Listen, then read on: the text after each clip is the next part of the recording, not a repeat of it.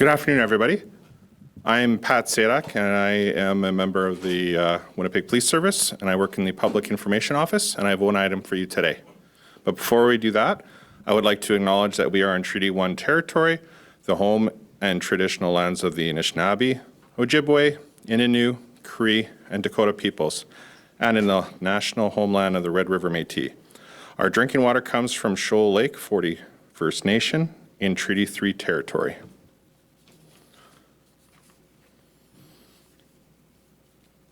The reason I brought you here all here today is recently the Winnipeg Police Service's Drug Enforcement Unit became aware of a drug trafficking event in the West Broadway neighborhood. As a result of the investigation, a man and a woman were arrested. A search revealed 38 grams of fentanyl, and they were able to do a search warrant later on, which produced 134 grams of fentanyl. And just to note that this is the biggest seizure of fentanyl that this unit has been able to get as of the date. A 39-year-old man and a 25-year-old female are facing multiple trafficking charges, weapons, and firearm-related offenses. Both were released on undertakings. Why I really want to bring everybody here today is because I want to make sure that the public is really aware of the potential danger that this drug trafficking produced. As you can see on the through the revolving images to my left here, a lot of these this drug-related material has been molded into different enticing shapes, such as dinosaurs, stars, butterflies, and other designer-looking shapes. This could be very enticing to a lot of people, including potentially our youth. And this stuff is really dangerous. There was 5 grams of unprocessed fentanyl that was seized as well. And when mixed, that could produce 5,000 street doses. So it can impact a community quite heavily. And the fact that it only takes 2 micrograms or the equivalent of 2 grains of salt to be a lethal dose, I mean, people really need to be aware of this.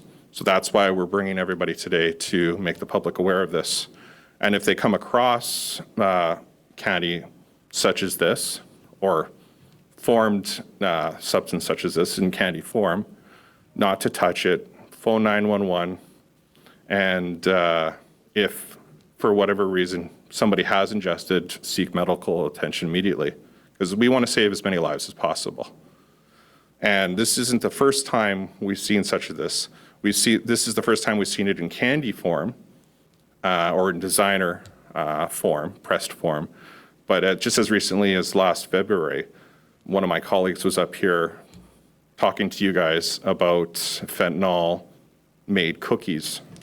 So again, we want to draw the public's awareness to this, and that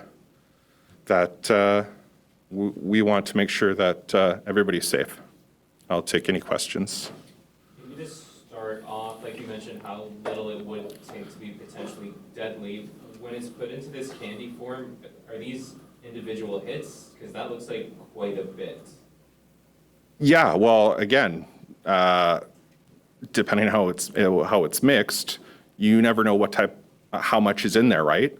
So a good rule of thumb is not to touch it or ingest it at all. So yeah, it could be potentially very, very lethal to anybody that takes it or even comes into contact with it. Have there been any reports of any kids coming into contact with this, touching it, or ingesting? Not that I'm aware of. And again, it's the potential of not just the younger population, but anybody, because this is made into a very enticing different thing. They're trying to make it into a designer type of product. This is not the regular pill form. This is something unique that that hasn't been seen here. Is Lisa aware of the source of this and where these are coming from? Well, again, the product is in raw form and it gets mixed, and in this instance, it was pressed into these molds. Are you aware of how much could be still on the streets?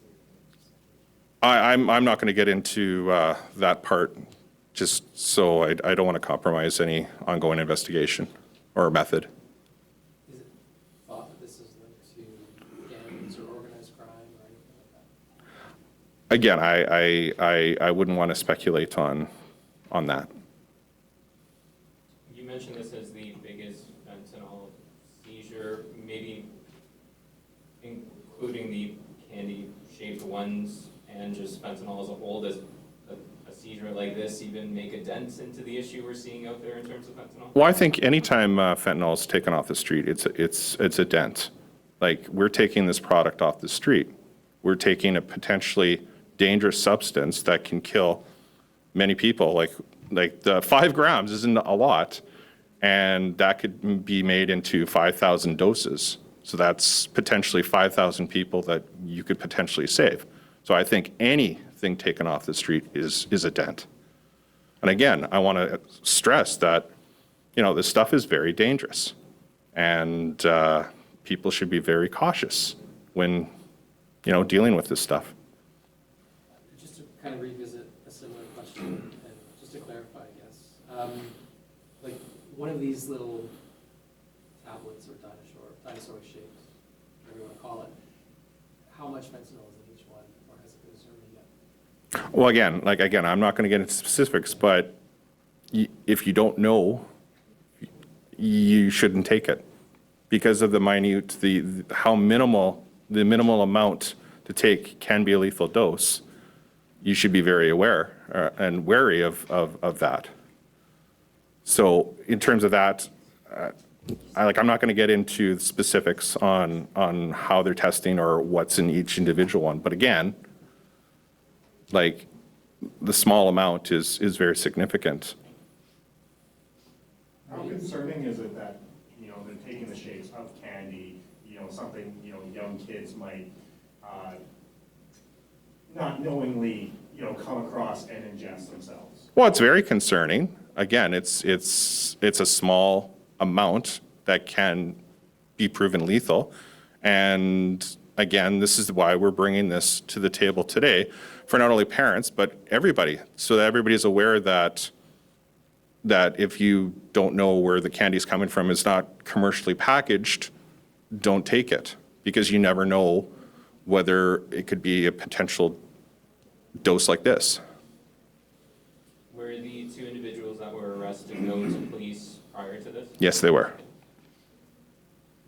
Have you heard anything about this specific type of drug anywhere else in Canada, or is this the first time that you're aware of it? It's the first time I'm aware of this type of press in Winnipeg.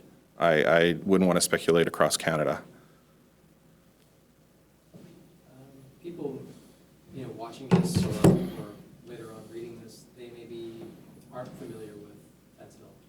So in what forms is it typically found or seized by police? Again, in this instance, they were pressed into different types of shapes. Anecdotally, they could be in pill form, powder. So, again, those are 2 or 3 different types of forms, but in this instance, it was into this pressed product.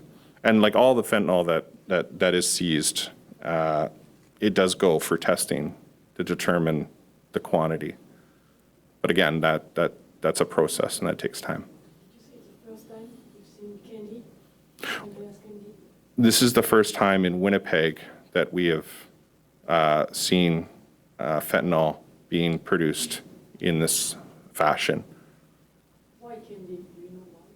Well, I think it can be enticing. It's designer. It's not your general mill pill or powder.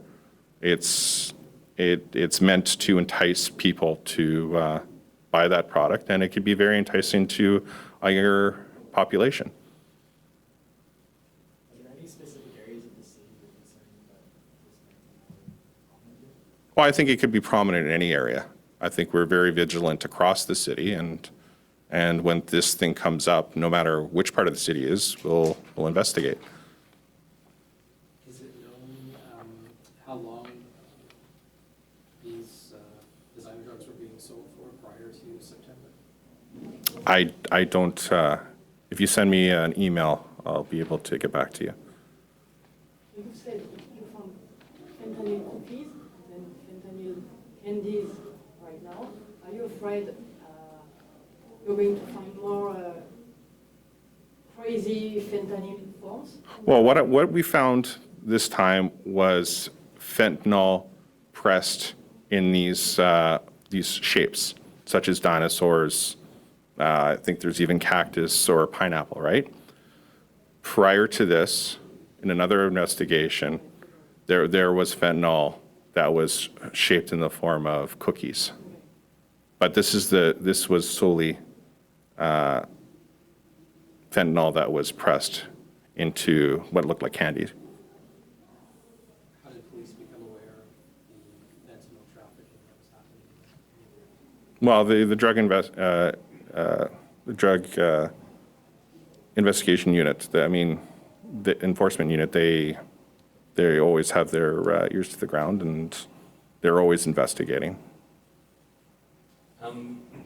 Maybe more out of curiosity, I'm seeing firearm-related offenses. Is that related to the taser that was found? Looking through the list, I'm not seeing anything aside from that. Yes. Because the taser is a prohibited weapon. Oh,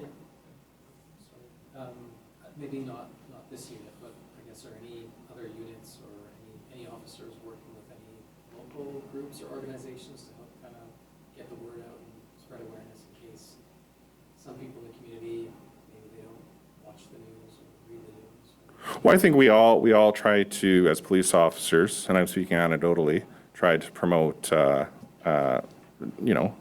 be drug-free and stuff like that, and the potential dangers that illicit drugs can cause. And we work, with the city and to try to pass on this information.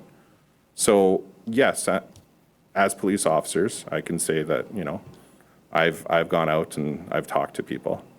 Specifically, I'm not going to get into specifics, but that's part of our role as police officers. You mentioned, and sorry, correct me if I'm wrong, but you mentioned that this is the biggest seizure offense for this unit. Mhm. Do you know if, the amounts, if you've sort of seen, or if that unit has sort of seen the amounts kind of increasing over time, or is this sort of quite significant versus what they normally see?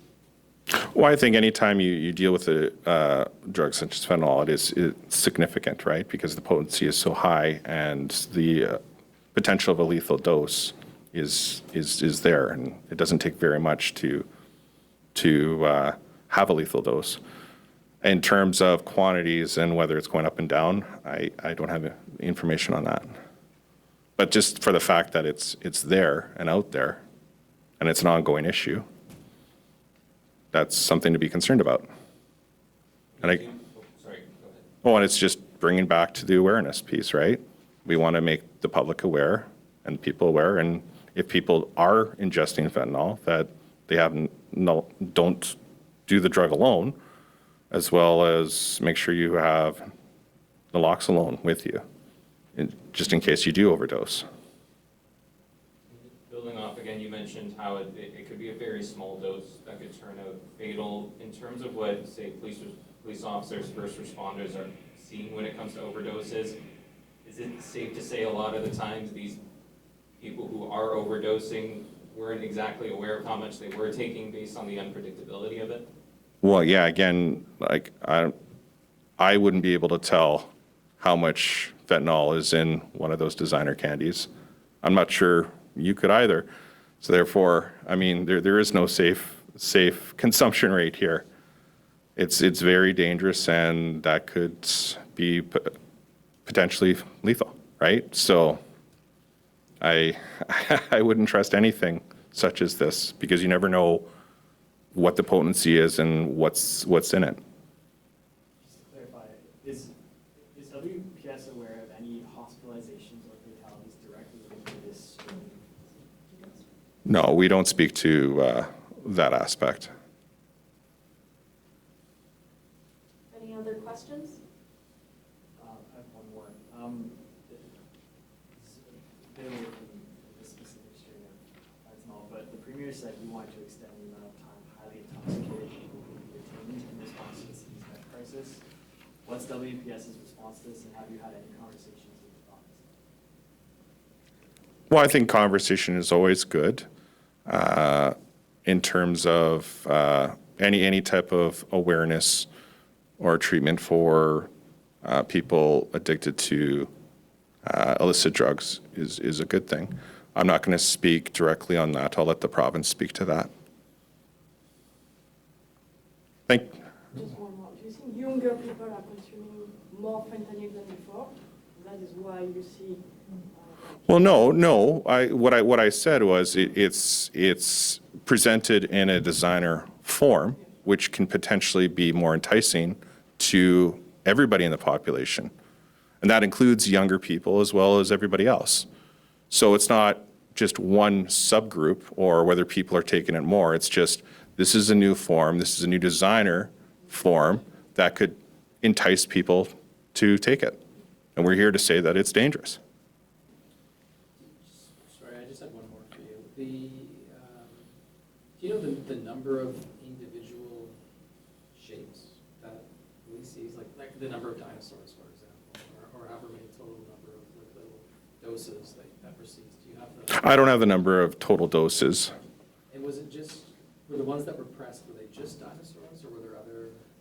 The ones that were pressed were primarily in dinosaur form. There were other shapes that were produced. But again, they had the molds to create a bunch of different ones. These are just the ones that we were able to seize. Thank you.